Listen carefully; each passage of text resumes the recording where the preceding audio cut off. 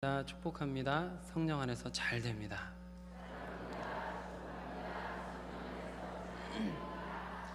우리 옆에 분에게 한 번 더 따뜻하게 이렇게 이야기해 주셨으면 좋겠습니다. 하나님은 당신도 사랑하십니다. 아멘. 제가 조금 많이 시커매져서 돌아왔죠? 청년 수련회를 여러분께서 기도해 주시고 후원해 주시고 응원해 주신 덕분에 정말 은혜롭게 또 정말 행복하게 기쁘게 다녀왔습니다. 그 받은 은혜가 많고 간증거리가 많은데 그것들은 꼭 여러분들과 다시 나누도록 하겠습니다. 오늘은 주어진 본문 말씀을 중심으로 창녀도 구원받는가 라는 제목으로 여러분과 함께 은혜를 나누겠습니다.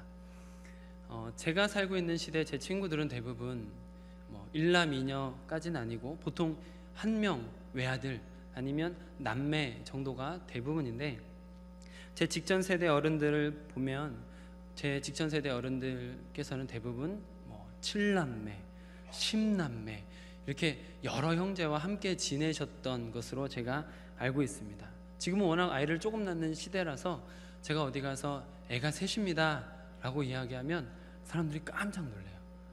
근데 그렇게 깜짝 놀라면서도 아이가 많은 것이 다복한 겁니다 라고 이야기를 해주시더라고요. 제가 그것을 느끼는 것이, 저희 집에서 그 아이들이 이제 막 다 뛰어다니고 시끄럽게 막 왁자지껄하면서 그렇게 있는 모습을 보면 물론 정신없고 어지럽고 힘들 때도 있는데, 그 아이들이 아침에 일어날 때 셋이서 이불 속에서 막 뒹굴뒹굴 대면서 막 그 자기들끼리 이렇게 막 서로 굴러가고 막 얽히고 설켜 있는 모습을 보면 그렇게 예쁘더라고요. 그리고 어느 날은 아이들을 보니까 첫째랑 둘째가 같이 이렇게 소꿉놀이 하면서 여보 밥 좀 줘, 여보 밥 다 됐어요, 와서 밥 먹어요, 이런 걸 보니까 이게 행복이구나, 그런 느낌을 좀 받고 그런 소소한 기쁨이 있습니다. 그래서 어른들께서 형제가 많은 게 다복한 것이 무엇인지 그런 말씀하셨던 것들이 좀 이렇게 와닿고 깨달아지는 것 같습니다. 성경에서도 다산은 축복입니다. 하나님께서 다산을 축복으로 주시는데 어느 가정에 3명의 자녀가 있었습니다. 물론 그 3명의 자녀는 축복이겠죠. 하나님께서 많은 자녀를 허락해 주셨으니까요. 그런데 그 3명의 자녀와 함께 부모가 행복하게 오손도손 살다가 그 3명의 자녀가 점차 자라났습니다. 그러면서 그를 깨우치고 자신들의 이름의 의미를 깨달아 알게 되었습니다. 자신들의 이름을 알수록, 또 이상하게도 자신들의 이름의 의미를 알아갈수록 그들에겐 의아함이 생겼습니다. 왜냐하면 첫째 아들의 이름은 전쟁터였어요. 둘째 딸의 이름은 사랑받지 못한 자라는 의미를 갖고 있었어요. 세 번째 아들의 이름은 내 백성이 아닌 자라는 의미를 갖고 있는 이름이었기 때문에 그렇습니다. 생각해 보십시오. 친구들이 그들을 부를 때마다 야 전쟁터 나랑 같이 놀자, 야 내 백성이 아닌 자야 나랑 같이 줄넘기 하자, 야 사랑받지 못하는 자야 나랑 함께 놀자, 이런 말을 들을 때마다, 그 자신의 이름의 의미를 깨달을 때마다 그들의 마음이 얼마나 힘들었을까요? 아마 들으면 들을수록 점점 더 힘들어졌을 것 같습니다. 그래서 생각해 봤습니다. 제 이름을 한번 그렇게 생각해 봤습니다. 제 이름을 문망난이로 한번 생각해 봤습니다. 친구들이 저를 볼 때마다 망난이야 우리 그네 타러 가자, 기분이 어떨까요? 또 어떤 사람은 김말종입니다. 말종, 인간 말종할 때 그 말종, 야 말종아 우리 같이 밥 먹으러 가자, 이렇게 그 말을 들을 때마다 기분이 어떨까요? 또 어떤 사람은 이 쓰레기, 이름이 쓰레기라고 생각해 보세요. 야 쓰레기야 TV 같이 보자, 얼마나 기분이 나쁠까요? 그런데 지금 제가 잠시 설명드렸던 이 가족의 자녀들의 이름이 이와 같았다라는 것입니다. 아마 친구들이 나를 부를 때마다, 친구들이 내 이름을 부르면 부를수록 더욱 자괴감이 들었을 것 같습니다. 설상가상으로 그들이 커가면서 알게 된 사실 또 하나는 그들의 어머니가 창녀라는 거였습니다. 전에는 그런 게 무엇인지 몰랐는데 그들이 커가면 커갈수록 자신의 어머니가 자신의 몸을 팔았던, 그것도 그 동네에서 가장 유명했던, 많은 사람들이 다 알고 있는, 그 동네 사람들이 다 알고 있는 유명한 창녀였다라는 사실을 알게 되었습니다. 그 자녀들의 마음은 어땠을까요? 여러분이 만약 그런 상황이라면 여러분께서는 어떤 기분이 들 거다라고 생각하십니까? 지금 제가 설명드린 그 가족은 오늘 같이 읽으신 호세아서의 저자인 호세아의 가족입니다. 호세아라는 사람은 가장이죠. 가장인데 호세아는 북이스라엘이 멸망하기 직전에 활동했던 유명한 선지자입니다. 선지자라는 것은 하나님의 말씀을 전하는 사람이다라는 것이죠. 지금으로 비유하자면 목사라고 비유할 수 있을 것 같습니다. 호세아는 목사였습니다. 그러면 그의 아내는 어떤 사람이었을까요? 호세아서 1장 2절에 보면 거기에서 하나님께서 호세아에게 명령하면서 호세아에 명령하는 그 명령을 이렇게 시작합니다. 이슈야 제누님이라고 시작합니다. 이 이슈야 제누님이라는 이 말, 그리고 이 제누님이라는 말을 반복하면서 계속 자누라는 단어를 쓰는데 이 자누라는 단어가 무슨 의미일까요? 우리 한번 호세아서 1장 2절을 보시면서 계속해서 반복되고 있는 자누라는 단어가 무엇인지 한번 생각해 보시길 바랍니다. 지금 화면을 보시면 반복되는 단어가 있는데 저 반복되는 단어, 저 중에 반복되는 단어가 자누라는 단어입니다. 뭘까요? 뭘까요? 음란이라는 단어입니다. 하나님께서 호세아를 불러서 호세아에게 명령하시는데 음란이라는 단어를 끊임없이 반복하면서 이 자누라는 단어가 매춘이라는 말이고 간음이라는 부적절한 성관계를 표현하는 단어인데 하나님이 끊임없이 그 거룩한 선지자에게 거룩하신 하나님이 자누라는 단어를, 음란이라는 단어를, 매춘이라는 단어를 계속해서 사용하면서 말씀을 하고 있다라는 것입니다. 그리고 그 거룩하고 하나님의 말씀을 전하는 선지자인 호세아에게 너는 가서 음란한 여자 매춘부와 결혼해라 라고 명령하셨습니다. 그 당시 아시는 분은 아시겠지만 바알이라는 우상을 섬기던 사람들이 많이 있었는데 바알을 섬기는 사람들이 제사를 할 때에는 바알 신전에 와서 제사를 드리고 그들이 제사가 다 끝나고 난 다음에는 그 바알 신전 안에 있는 창기들과 함께 몸을 섞습니다. 성관계를 가집니다. 그게 바알 제사의 특징입니다. 그런데 많은 신학자들이 호세아서 1장 3절에서 고멜이라는 사람을 소개할 때 디블라임의 딸 고멜이라고 분명하게 그 여자의 출신을 이야기하고 있는 것에 대해서 어떻게 말하냐면 이 고멜이라는 여인이 당시에 매우 유명했던 성전 창녀 중에 한 명이다. 성전에 있던 기생 창녀 중에 한 명이다. 아주 유명했던 사람 중에 한 명이었다라고 신학자들이 이야기하고 있습니다. 하나님께서 그 바알 신전에서 바알을 섬기면서 창녀로 있던 그 여인을 데려다가 목회자이고 거룩하고 하나님의 말씀을 전하는 그 호세아에게 결혼을 시켰다라는 것이죠. 심지어는 그 창녀가 어떻게 보면은 출세한 거잖아요. 거룩한 목회자와 이제 결혼을 하게 되었습니다. 여러분, 목사와 결혼하는 건 축복이죠. 목사와 꼭 여러분들 딸이 목사님과 결혼하시길 축복합니다. 오, 아멘을 하시네요. 네, 어쨌든 간에 이 고멜이라는 여인이 어떻게 보면 저주받은 인생을 살고 있었는데 거룩한 하나님의 백성으로서 하나님의 말을 전하는 선지자와 결혼하게 됐어요. 그러면 그 가정을 아름답게 꾸미고 자식까지 낳았으면 그 안에서 행복을 찾고 사랑하며 아름다운 가정이 이어야 되는데, 그런데 그 여인이 다시 집 밖으로 나돌면서 간음하고 결국 바람이 나서 집을 떠나버렸습니다. 그런 여인이 바로 호세아의 아내 되는 고멜이라는 사람이었습니다. 호세아는 그 여인을 포기하지 않고 다시 창녀가 됐거든요. 그 여자가 창녀가 된 그 여인에게 가서 돈을 주면서 곡물을 주면서 그 여자를 다시 데리고 오는 수고를 하면서도 포기하지 않고 그 여자와 사는 모습이 호세아서를 보면 볼 수가 있습니다.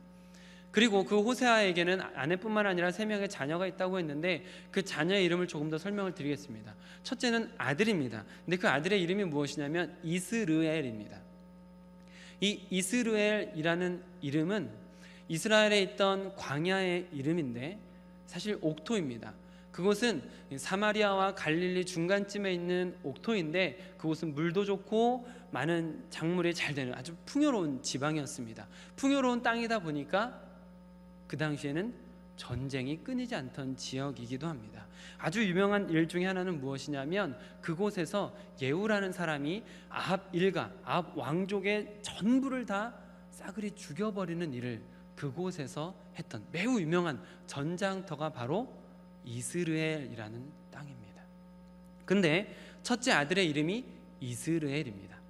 이 이스르엘이라는 단어는 사실 여호와께서 흩어버리시다, 흩으시다라는 단어이기도 하고, 말씀드린 것처럼 옥토였던 그 이스라엘의 원래 의미는 하나님께서 씨를 뿌리다라는 의미이기도 합니다. 왜냐하면 이스라엘은 우리처럼 이렇게 하나하나 심지 않고 씨를 이렇게 흩어버리는 게 일반적이거든요, 파종을.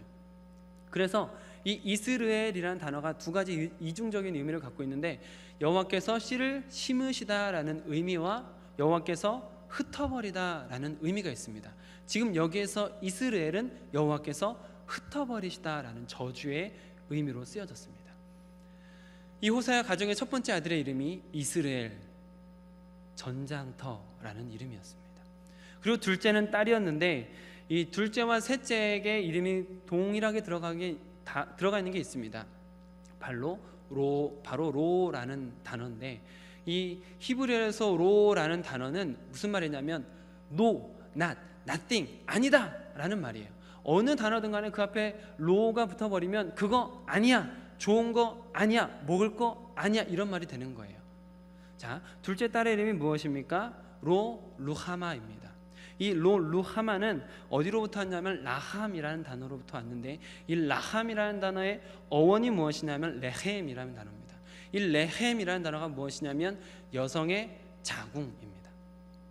결국 이 레헴으로 와서 레헴이 어원이고 라함이 되고 루하마가 되는 이 단어의 뜻은 무엇이냐면 여성의 자궁처럼 따뜻한 것, 여성의 자궁처럼 자궁에서 아이를 품어주는 것처럼 따뜻한 사랑, 긍휼을 의미하는 단어입니다. 그런데 그 앞에 뭐가 붙었다고요? 로라는 단어가 붙어버립니다. 사실 하나님께서 이 레헴, 라함이라는 단어를 쓸 때는 고아가 주로 말미암아 긍휼을 얻을 것입니다, 죄를 자복하고 버리는 자는 불쌍히 여김을 받을 것입니다 라고 성경에서는 불쌍히 여기고 긍휼을 여길 때 쓰는 이 단어, 이 아름다운 단어, 이 따뜻한 단어 앞에 자신의 딸의 이름을 로를 붙여버린 거예요. 그러면 여러분 어떻게 해석해야 될까요? 사랑받지 못하는 자, 긍휼이 없는 자, 자기 딸의 이름을 사랑받지 못하는 자, 긍휼이 없는 자, 더 이상 자비란 없는 인생이라고 이름을 지어버린 겁니다. 셋째 아들의 이름은 로암미입니다. 암이라는 단어가 백성이라는 단어입니다. 이 백성이라는 단어, 뭐 양떼 이런 단어인데 이 암이라는 단어 앞에 로를 또 붙여버립니다. 그러면 무슨 뜻이 되겠습니까? 내 백성 아니야 라고 되는 겁니다. 출애굽하면서 광야길을 늘 인도했던 그 백성, 사사시대 그 혼란하던 시기에도 하나님이 절대 버리지 않았던 그 백성에게 지금 뭐라고 하시냐면 너 이제 내 백성 아니야 라고 하나님께서 단호하고 무섭게 그 이름을 지어주셨다라는 것이죠. 그동안 보호하고 함께했던 그 손길, 관심을 갖고 하나님께서 함께 하셨던 그 모든 것을 부정하는 말입니다. 너는 더 이상 내 것이 아니다, 이제 너는 나랑 상관이 없다 라고 호세아의 셋째 아들에게 이름을 지어주시면서 호세아뿐만 아니라 이스라엘 백성과 하나님의 관계를 그렇게 보여주셨습니다. 저는 이제 이름이 문영진이잖아요. 저는 이제 문씨이기 때문에 어렸을 때 문어발이라는 별명이 있었어요. 문씨라서 문어발이라는 별명이 있었어요. 그럼 여러분 생각해 보십시오. 이 호세아의 아들, 딸은 어떻게 어떤 말을 들으면서 자랐을까요? 그들이 만약 어려서부터 자신을 그렇게 버림받은 자, 국류를 입지 못하는 자, 전쟁터 같은 자식, 이런 이야기를 날마다 들으면서 살아온다면 그들이 그 의미를 깨닫게 됐을 때쯤에 그들은 어떤 마음을 갖게 되었을까요? 넌 버려진 자식이야, 이 창녀의 자식아, 넌 사랑받지 못했어, 넌 우리 백성도 아니야, 너에겐 전쟁이 끊어지지 않을 거야 하면서 그런 이야기를 날마다 들었다면, 만나는 사람마다 자신에게 그런 이야기를 하는 거잖아요. 그러면 어떤 마음이 들었겠습니까? 사실 이 호세아라는 이 책은 호세아가 창기와 결혼하고 또 그에게 3명의 아들들의 이름을 특별하게 하나님께서 지어주심으로 인해서 이것을 통해서 타락하고 저주받아 마땅한, 버려진다 해도 변명할 여지 없는 이스라엘의 자아상을 깨닫게 하시기 위한 하나님의 이끄심이었습니다. 그러나 이 호세아서에서 그것만 말하려고 하는 것이 아니라 사실 호세아서를 통해서, 호세아 선지자를 통해서 하나님께서 그 백성과 우리들에게 하고 싶었던 가장 중요한 말씀은 무엇이냐면, 그렇게 더러운 인생, 그렇게 추악한 인생, 그렇게 버림받아 마땅한 인생이라 할지라도, 더 이상 사랑받을 수 없고 전쟁터 같은 삶을 살고 모두에게 버림받은 인생이다 할지라도 나는 너를 포기하지 않겠다, 창녀 같은 삶을 산다 할지라도 나는 너를 끝까지 사랑할 거다.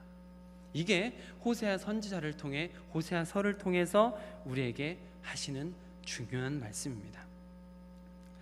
이 고멜이라는 여인에 대해서 생각해 봤어요.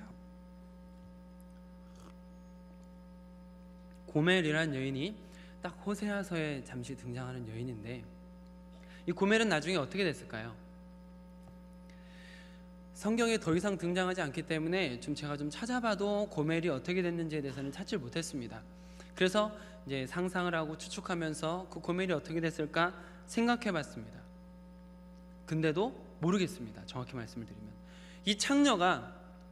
이 창녀가 목회자와 결혼했음에도 불구하고 다시 간음을 해고하고 또 다시 부름을 받은 다음에 그 다음에 어떻게 살았는지 사실 모르겠습니다. 이 여인이 또 다시 집을 나갔는지 아니면 정신 차리고 집을 다시 아름답게 살아가면서 살았는지 모르겠습니다. 그러나 분명한 게 있습니다. 그거는 성경에 나오지 않아서 모르겠지만 분명한 게 있는데, 그것은 무엇이냐 하면 호세아 선지자는, 호세아라는 그 사람은 하나님이 말씀하시는 대로 그 여인이 나가면 나갈 때마다 100이면 100 다시 가서 그 여인을 데리고 올 거다라는 확신입니다. 하나님은 그 호세아에게 명령했을 거예요. 너 그 여자 나갔니? 그 여자 또 바람 피러 나갔니? 그럼 다시 데리고 와라. 그 여자가 다시 창녀들의 속으로 들어갔니? 그럼 다시 데리고 와라 하면서 하나님은 끊임없이 호세아에게 명령하셨을 것이고, 호세아서를 통해서 그 호세아 선지자가 한 번도 거역하지 않고 하나님의 말씀을 그대로 순종하는 것을 봤을 때, 호세아는 그 이후로도 하나님의 명령을 따라서 자신의 여인을 데리러 갔을 겁니다. 저는 그렇게 생각이 되었습니다. 이것을 통해서 변함없이 또 포기하지 않는 하나님의 사랑을 우리가 엿볼 수 있지 않겠습니까? 끊임없이 타락하고 여전히 흔들리고 넘어지는 이스라엘의 역사 속에서 음행하고 떠났음에도 불구하고 고멜을 다시 찾아가 값을 지불하고서라도, 다시 돈을 주고서라도 데리고 왔던 호세아처럼 하나님께서는 여전히 변함없이 이스라엘을 사랑하셨고 이스라엘을 포기하지 않으셨다라는 것을 이스라엘 역사를 통해서, 성경을 통해서 우리는 잘 알 수 있습니다. 특별히 그것을 더 잘 알 수 있는 것이 바로 호세아서입니다. 호세아서를 보시면 절대 포기하지 않는 크고 위대한 하나님의 사랑이 듬뿍 들어있는 것을 경험할 수가 있습니다. 호세아서 11장 8절을 새 번역 성경으로 한번 같이 읽어보겠습니다.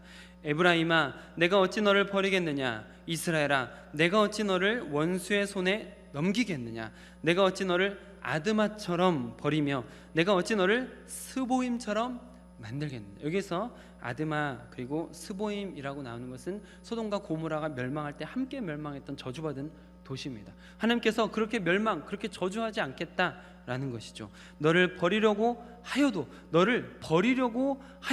나의 마음이 허락하지 않는구나. 너를 불쌍히 여기는 애정이 나의 속에서 불길처럼 강하게 치솟아오르는구나. 이게 지금 이스라엘 백성을 바라보는 하나님의 마음입니다. 버리려고 해도 버릴 수가 없는 거예요. 그 마음이 너무 뜨겁게 불타오르는 그 애정 때문에 버릴 수가 없다라고 하나님이 지금 말씀하고 계시는 것입니다. 그래서 하나님께서는 호세아서 14장 1절에서 이스라엘아 내 하나님 여호와께로 돌아와라. 14장 8절에서 네가 나로 말미암아 다시 열매를 맺을 것이다. 그리고 오늘 본문 말씀처럼 오라 우리가 여호와께 돌아가자.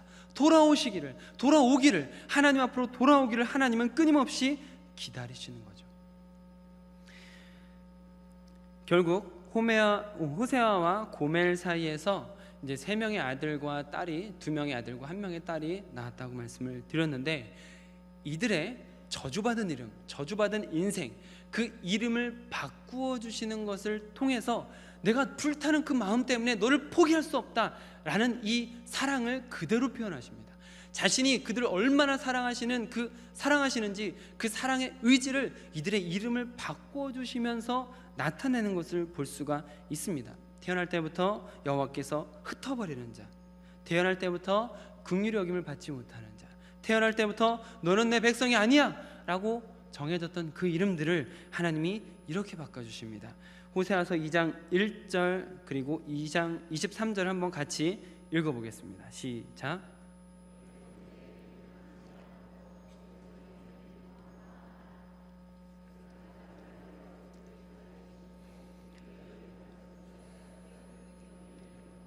내 백성 아니었던 자에게 향하여 이르기를 너는 내 백성이라 하리니 그들은 이르기를 주는 내 하나님이시라 하리라. 아멘. 아까 로라는 단어가 무엇인지 설명드렸습니다. 뭐든지 그 로라는 단어가 붙으면 무조건 나빠진다고 말씀드렸습니다. 그런데 지금 우리가 방금 읽은 호세아서 2장 1절과 23절에서는 그 로라는 단어를 떼어주셨습니다.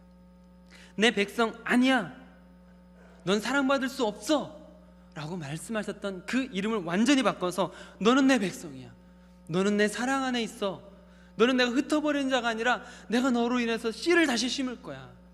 이게 하나님께서 그들을 얼마나 사랑하시는지 자신의 사랑을 드러내고 있고 그들을 다시 회복시킬 하나님의 의지마저도 보여주고 있는 장면이다라는 것이죠. 이제 너는 내 백성이고 내가 불쌍히 여기는 자다. 너는 나의 사랑이고 너는 나의 어여쁜 자란다. 내가 너를 고아처럼 내버려두지 않겠다. 이것이 하나님의 의지였습니다. 여러분, 태어날 때부터 저주받은 이름으로 인해서 그 인생 자체가 전부가 다 저주받은 인생이었을 거다라고 우리는 충분히 추측할 수 있습니다. 태어날 때부터 저주받은 인생이었어요. 차라리 태어나지 않았으면 좋을 법한 인생이었다라고 생각될 수 있는 사람이었습니다. 그런데 하나님께서는 그 죄악, 그 더러운 것, 그 모든 것조차 다 덮을 수 있는 크신 사랑을 가진 분이다 라는 것을 하나님은 나타내시기 위해서 그들에게 처음부터 저주받은 이름, 저주받은 인생을 살게 하신 것은 하나님이 그 저주받은 이름, 저주받은 인생조차, 남들은 다 포기하고 쓸모없다라고 말하는 그 인생조차 다 품을 수 있는 크신 사랑이 있으신 분임을 나타내기 위한 하나님의 계획이었다라는 것이죠. 여러분, 이와 같이 하나님의 뜨거운 사랑을 볼 수 있는 말씀이 신약 성경의 돌아온 탕자 비유 가운데 있습니다. 이 돌아온 탕자 이야기를 거의 대부분 아시겠지만 조금 말씀을 드리면, 아들이 아버지에게 재산을 요구합니다. 아버지는 아직 살아계신데, 그 당시에는 부모님이 죽어야지만 재산을 받을 수 있어요. 아버지가 살아계시는 동안에 재산을 달라는 것은 아버지를 죽은 거나 마찬가지로 취급하는 거거든요. 아버지에게 그렇게 재산을 달라고 하는 게 얼마나 나쁜 모습입니까? 그런데 아버지가 재산을 줍니다. 그 재산을 가지고 이 아들이 나가서 하는 짓이라고는 막 먹고 싶은 거 먹고 즐기고 싶은 거 즐기고 술 먹고 또 매춘부와 잠을 자면서 그렇게 창기들과 함께 돈을 다 써버립니다. 돈을 다 써버린 그 사람이 할 수 있는 것은 그저 남의 집에 들어가서 종으로 간신히 연명하는 거였는데, 그 연명하는 것조차 어려워졌습니다. 그래서 이 탕자가 선택한 게 뭘까요? 이 탕자는 하고 싶은 대로 살고 거지 빈털터리가 되어서 이제 목숨을 연명하기 위해서, 아버지를 사랑하는 마음 사실 성경에서 못 찾았어요. 아버지를 사랑하는 마음 때문에가 아니라 그냥 자기 자신의 목숨을 연명하고자 하는 마음이 있었어요. 그래서 이 탕자가 한번 살아보려고, 아버지 집에 가면 먹을 거는 풍족하니까 종으로 살더라도 굶지는 않겠지, 죽지는 않겠지, 이 마음 때문에 이 사람이 이제 자신의 아버지 집으로 돌아갑니다. 근데 우리가 잘 알고 있는 것처럼 그 아버지는 어떠했습니까? 아버지는 자신을 죽은 자 취급하고 재산을 달라고 했던 그 아들에게 재산을 다 줬을 뿐만 아니라 그 아들의 재산을 짊어지고 가던 그 길을 끝까지 바라봤습니다. 그리고 그 길을 끊임없이 쳐다봤습니다. 왜냐하면 성경에 보면 아들이 집으로 돌아오는데 아버지가 먼저 아들을 발견하고 그리고 맨발로 그 아들에게 막 달려갑니다. 왜 그렇겠습니까? 집을 떠난 그 아들이 간 길, 아들이 떠난 길, 그 길로 아들이 언젠간 다시 돌아올 것을 믿고 하염없이 거기만 바라보고 있던 거거든요. 아버지가 그 아들을 그렇게 사랑했어요. 아들은 설령 날 받아주기나 할까? 내가 지금 이대로 가면 간신히 목숨이나 멸망할 수 있겠지? 날 받아주기나 할까? 사람들은 나를 후레자식이라 하고 나를 저주받은 자라고 말한다라 할지라도 아버지는 그렇게 말할까? 그 두려움 속에 아버지에게 갔을 때 아버지가 그 아들을 안으면서 뭐라고 했을까요? 이 후레자식 그랬을까요? 나가 죽어라, 공부하니까 돈이나 싸들고, 그렇게 했을까요? 아마 모르긴 몰라도 그 아버지는 아니야, 난 널 그렇게 생각하지 않아, 아니야 절대 아니야, 돌아와줘서 고마워, 돌아와줘서 고마워, 너 내 아들이잖아, 아버지니까 그냥 네가 살아서 온 것만으로도 다행이다, 너 죽지 않고 지금 내 앞에 온 것만으로도 다행이야, 괜찮아. 이게 아버지의 마음 아니겠습니까? 이런 마음으로 하나님은 하나님의 백성을 포기하지 않으시는 겁니다. 이사야서 49장 15절 말씀이 있습니다. 여인이 어찌 그 젖 먹는 자식을 잊어버리겠으며 자기 태에서 난 아들을 긍휼히 여기지 않겠느냐. 그러니까 여인이 자기 태에서 난 자식을 잊을 수 없고 자기 뱃속에서 난 아들을 사랑하지 않을 수 없다는 이야기죠. 그런데 그들이 혹시 잊을 수 있다 하더라도 나는 너를 잊지 않는다. 이게 하나님의 우리를 향한 마음입니다. 우리가 설령 드라마 같은 데서 보거나 혹은 우리가 가정에서 널 호적에서 파버릴 거야, 넌 우리 집에 필요 없어, 나는 너를 감당할 자신이 없다, 넌 필요 없어, 넌 태어나지 말았어야 됐어, 이렇게 자식에게 말할 수도 있어요. 내가 너를 낳은 걸 후회해, 너 필요 없어 라고 그렇게 가족에게 이야기를 들을 수도 있어요. 부모는 간혹 그럴 수 있어요. 그러나 하나님은 그렇게 말하지 않으세요.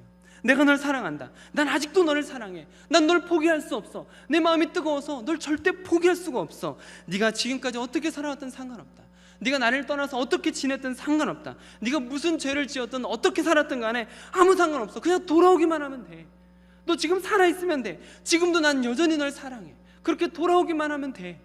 그게 하나님 아버지의 마음이다라는 것이죠. 사실 공의 하나님, 거룩하신 하나님께서 불의한 인간, 더럽고 추악한 우리를 사랑한다, 이것 자체가 사실 납득이 안 되는, 말도 안 되는 이야기입니다. 어떻게 그 하나님, 우리같이 더럽고 추악한 인생을 사는 사람들을 사랑할 수가 있겠습니까? 그러나 그것이 인간과 다른 하나님의 사랑입니다. 감히 우리 인간 따위가 측량조차도 할 수 없는, 상상조차도 할 수 없는 그 사랑이 바로 하나님이 우리를 향한 사랑입니다. 이제 청년 수련회를 어제 잘 마치고 은혜 가운데, 여러분의 기도 가운데 잘 갔다 왔는데요. 어제 전날, 이제 두 번째 날 저녁에 이제 청년들 기도를 했습니다. 그 기도를 하면서 제가 이렇게 뜨거웠던 적이 도대체 얼마만인가라고 생각할 정도로 참 뜨거운 기도회를 했습니다. 우리 청년 임원들이 인도해 주는데 그렇게 뜨거울 수가 없었어요. 제 마음이 뜨겁게 불붙는 것 같았습니다. 그래서 그 기도의 마지막 시간에 나눴던 찬양이 참 뜨겁기도 했고, 또 그 찬양이 전교인 수련회에서 이제 제가 간증을 담아서 불렀던 찬양이기도 한데, Love Never Fails라는 단어, 그 찬양입니다. 사랑은 절대로 실패하지 않는다라는 제목을 담은 찬양입니다. 이 찬양의 가사를 보십시오. 내 백성이 나를 떠나 돌아섰지만, 백성이 하나님을 떠났다라는 거죠. 그런데 제가 제일 좋아하는 가사가 바로 두 번째 가사예요. 그 가사가 무엇이냐면, 내 백성이 나를 떠나서 돌아섰지만, 그들이 돌아섰다 할지라도 나는 내 백성을 포기하지 못한다. 그들이 나를 떠나고 나에게 등을 돌렸다 할지라도 나는 너를 포기할 수 없다. 이게 하나님의 마음이라는 거죠. 그래서 하나님이 하신 선택이 무엇입니까?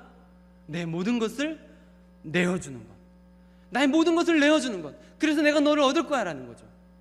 자신의 아들, 자신의 모든 것, 자신의 전부 같은 그 아들을 내어주고서라도 더럽고 추악하지만 내가 너희를 얻을 거야 라는 것, 이게 하나님의 마음이라는 거예요. 하나님의 마음은 바로 이런 것입니다. 우리가 등을 돌려서 떤단다 할지라도 하나님 절대 포기할 수 없는 그 뜨거운 사랑을 가진 마음. 그러니까 우리에게 요구되는 게 뭘까요? 여호와께 돌아가자. 우린 돌아서도 그는 변하지 않는다. 여호와께 돌아가자. 우린 넘어져도 그 사랑은 영원하다. 그 사랑이, 하나님의 크신 그 사랑이 우리를 포기하지 않는 거예요. 여러분, 우리가 뭐가 잘났습니까? 이렇게 말씀드려서 죄송하지만 여러분이 정말 잘났다라고 자신 있게 말할 수 있는 것 어떤 것 있습니까? 저는 하나도 없습니다.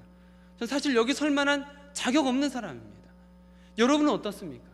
여러분은 어떠십니까? 우리는 어떤 자격이 있기에 우리가 하나님의 사랑을 받을 만한 자격이 도대체 있는 것입니까? 우리가 뭘 잘하기 때문입니까?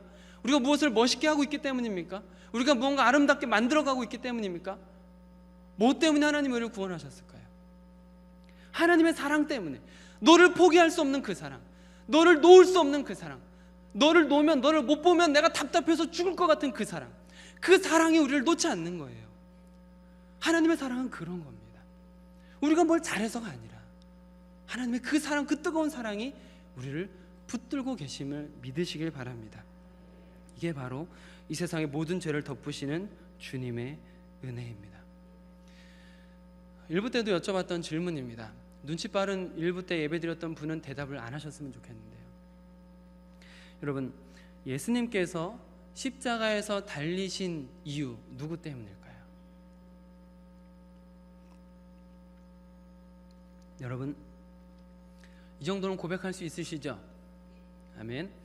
예수님께서 십자가에서 달려서 죽으신 이유 누구 때문입니까? 네, 나 때문입니다.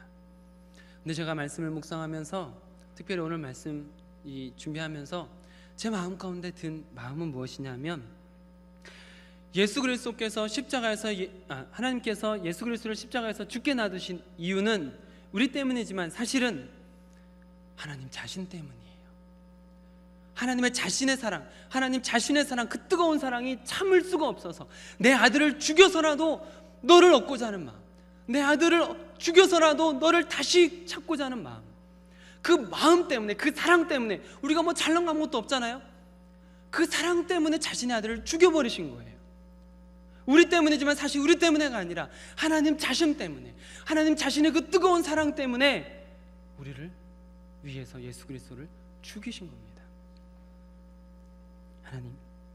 하나님께서는 우리의 죄를 다 받아들일 수 있는 마음이 있으세요. 하나님께서는 우리를 너무 사랑하셔서 우리를 포기할 수 없기 때문에 우리의 모든 것을 참아낼 수 있는 분이셨어요. 하나님은 지금도 우리랑 떨어져 있는 것을 견딜 수 없이 힘들어하세요.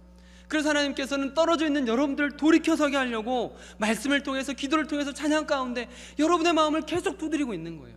딱딱하게 굳어버린, 굳게 닫혀버린 그 마음을 계속 두드리고 있는 거예요. 다시 돌아오라고.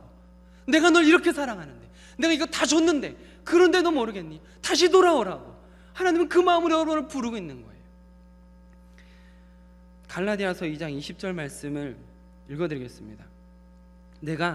바울의 고백입니다. 내가 그리스도와 함께 십자가에 못 박혔나니 그런즉 이제는 내가 사는 것이 아니요 오직 내 안에 그리스도께서 사시는 것이라. 이제 내가 육체 가운데 사는 것은, 한번 따라 읽어보겠습니다. 나를 사랑하사 나를 위하여 자기 자신을 버리신, 한 번 더 하겠습니다. 자기 자신을 버리신. 여러분, 여기 어디 그런 말씀이 있습니까? 내가 잘나서, 우리가 잘나서, 우리의 가능성을 보고 그래서 예수 그리스도께서 죽었다라는 말씀이 있습니까? 우리가 앞으로 무언가를 잘할 거기 때문에 구원했다는 말씀이 있습니까? 예수님이 죽으신 이유는 우리가 무언가를 잘하고 있기 때문에도 아니고, 우리가 앞으로 무언가를 잘할 것이기 때문에도 아니에요. 우리가 착한 마음을 갖고 있기 때문에도 아니고, 우리가 선행을 베풀고 있기 때문에도 아니에요. 그냥 그가 마음이 불타오르면서 우리를 사랑해서, 우리를 위해서 자기 자신을 버린 거예요. 그냥 그 불타는 사랑을 주체할 수가 없어서 우리를 사랑해서 예수 그리스도를 죽이셨다라는 것입니다. 여러분, 오늘 말씀 제목이 창녀도 구원받는가라는 제목이었습니다. 창녀도 구원받는가. 이 다멜이라는 사람이 호세아와 결혼하고 나서 그럼에도 불구하고 이제 새로운 삶을 살지 못하고 다시 바람나서 떠난 그런 이야기를 해드렸습니다. 그럼 이 호세아서 이후에 다멜은 어떻게 됐을까 상상해봤다고 말씀드렸습니다. 어떻게 됐을 것 같으세요? 모르겠습니다. 사실 전 지금도 모르겠다라는 게 정답입니다. 어쩌면 그 여인이 정신 차리고 남편과 살았을지, 아니면 다시 끊임없이 계속해서 집을 나가고 다른 남자와 통관하고 다시 창녀가 되면서 그럼에도 불구하고 다시 집으로 돌아왔다 나가고를 반복했을지 모르겠습니다. 완벽히 새로운 삶을 살지, 아니면 여전히 죄악 가운데 더러운 데서 구르면서 지내고 있을지 잘 모르겠습니다. 그러나 오늘 이 말씀 속에서 우리는 분명하게 알 수 있는 게 하나 있어요. 그것은 무엇이냐면, 지금 계속 여러분들에게 말씀드렸던 것처럼 하나님의 마음은 우리가 알 수 있다라는 것입니다. 하나님은 분명합니다. 그가 음녀건, 그가 창녀건, 그가 도둑이건, 그가 우상 숭배자였던, 그가 실패자고 사람들이 싫어하고 버림받고 그가 왕따였건 상관없다는 거예요. 사람들이 너는 쓸모없어, 넌 그냥 차라리 태어나지 않았으면 좋겠어, 넌 그냥 죽어버리면 좋은 존재야 라고 사람들이 여러분들에게 무슨 말을 한다 할지라도 분명한 것은 하나님은 참고 기다리신다는 거죠. 하나님은 포기하지 않으신다는 거죠. 여러분을 향한 사랑을 거두어들이지 않으신다는 거죠. 하나님이 여러분들이 무슨 죄를 졌던 간에, 여러분께서 어떤 삶을 살았던 간에, 사람들이 어떻게 여러분들을 싫어했던 건 간에, 하나님은 그 모든 더러운, 모든 죄, 그 추악한 것들을 다 덮을 수 있는 크신 사랑을 갖고 계신 분이다라는 것이죠. 여러분, 이것을 믿으시길 바랍니다. 하나님의 사랑이 너무 커서 우리는 안 될 것 같고 저 사람은 버림받을 거라고 생각하는 그 사람조차도 다 덮어버릴 수 있는 하나님의 그 크신 사랑, 우리는 감히 측량조차도 할 수 없는, 정말 아무것도 아닌 우리가 감히 상상조차도 할 수 없는 그 크신 사랑, 그 사랑으로 우리의 모든 걸 다 덮으실 수 있는 분이시다라는 거죠. 여러분, 그래서 여러분, 오늘 본문 말씀처럼 돌아오시라는 겁니다. 하나님께로, 여호와께로 돌아오라는 겁니다. 오늘 본문 말씀을 보십시오. 오라, 우리가 여호와께로 돌아가자. 오라, 우리가 여호와께로 돌아가자. 이게 지금 호세아 선지자가 백성들에게 하는 말이기도 하고, 지금 하나님이 우리를 향해서 계속해서 요구하는 것이기도 합니다. 오라, 우리가 여호와께 돌아가자. 여호와께 돌아가시길 바랍니다. 여러분을 포기하지 않으세요. 하나님은 포기하지 않으세요. 여러분이 무슨 삶을 살았건 어떻게 했던 간에 하나님은 여러분을 포기하지 않고 사랑하고 계세요. 그 하나님께 돌아가시길 바랍니다.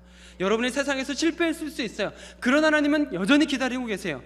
사람들은 여러분들을 버리고 싶어 할 수 있어요. 그런 하나님은 여러분을 기다리고 계세요. 하나님은 여러분들이 좌절하고 버림받고 절망한 인생이라 할지라도 여전히 사랑하시고 여전히 그 자리에서 여러분을 기다리고 계세요. 그러니까 여러분, 여호와께로 돌아가시길 바랍니다. 여호와께로 돌아가시길 바랍니다. 하나님께서 여러분을 낫게 하실 것이고 하나님께서 여러분을 싸매어 주실 것입니다. 기도하겠습니다. 감히 측량할 수 없는 크고 무한하신 사랑의 하나님 아버지, 보잘것없고 하찮은